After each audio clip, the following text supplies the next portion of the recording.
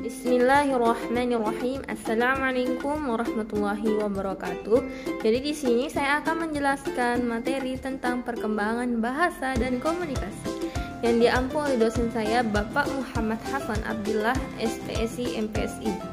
Ya, adapun perkembangan bahasa dan komunikasi, yang pertama saya akan jelaskan pendahuluan. Pendahuluannya itu komponen penting evolusi manusia adalah revolusi bahasa dan komunikasi. Proses ini mencakup modifikasi dan penyesuaian pada bentuk komunikasi manusia lisan, tertulis, dan lainnya yang digunakan orang untuk berinteraksi satu sama lain. Nah, jadi adanya bahasa dan komunikasi ini lebih memudahkan kita untuk berkomunikasi dengan satu yang lainnya, karena sebagai manusia kita berkehidupan sosial. Yang kedua, latar belakang. Adapun latar belakang dari perkembangan bahasa dan komunikasi yaitu bagaimana cara kita memahami orang menggunakan bahasa dan alat komunikasi untuk berkomunikasi, berinteraksi, dan membangun hubungan sosial adalah penting bagi mereka yang mempelajari bahasa dan komunikasi. Jadi pentingnya mempelajari bahasa dan komunikasi ini kita dapat berinteraksi dengan mudah sama orang lain, dan kita juga tahu bagaimana cara-cara beradaptasi yang baik dan berkomunikasi yang baik serta membangun hubungan sosial. Adapun yang ketiga, aspek perkembangan bahasa dan komunikasi. Yang pertama, salah satu alat penting dalam komunikasi manusia adalah bahasa. Asal-usul dari bahasa manusia tetap tidak diketahui, tetapi bahasa terus berkembang dan berkembang dari waktu ke waktu. Kemampuan untuk memahami, menggunakan, dan menciptakan bahasa eksklusif untuk manusia.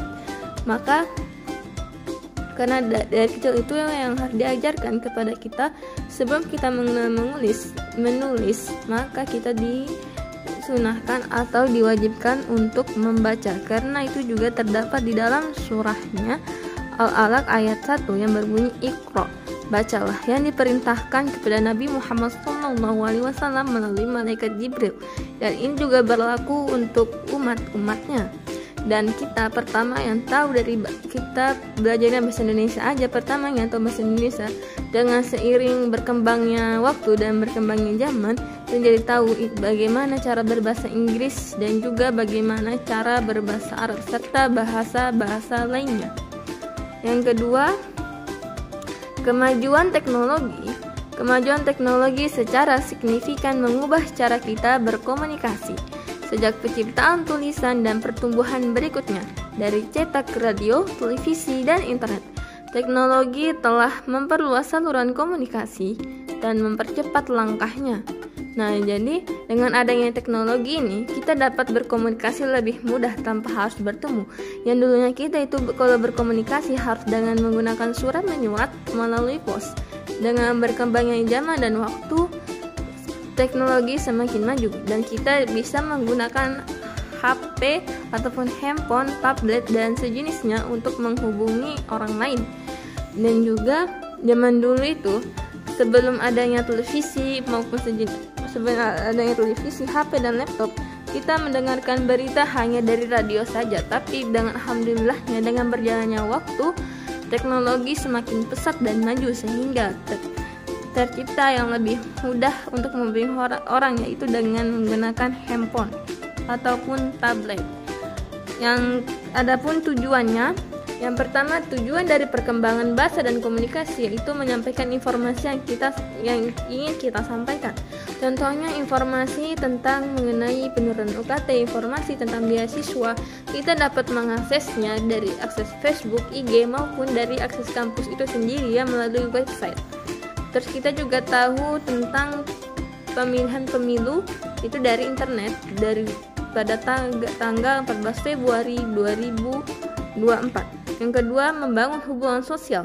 Nah, jadi tujuan ajian bahasa dan komunikasi ini untuk membangun hubungan sosial kita antara satu dan yang lain, dan kita juga membangun hubungan emosional antara satu dan yang lainnya.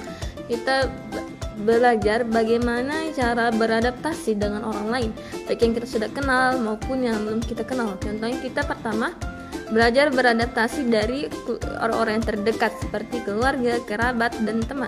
Nah, setelah kita berbicara dengan orang terdekat, kita pun mulai berbaur kemana-mana seperti mengikuti organisasi dan bicara sama orang yang tidak kita kenal. Yang ketiga, tujuan dari perkembangan bahasa dan komunikasi yaitu pertukaran budaya, yang dimana ya misalnya kita orang Betawi, nah kita cuma tahu adat ondel-ondel.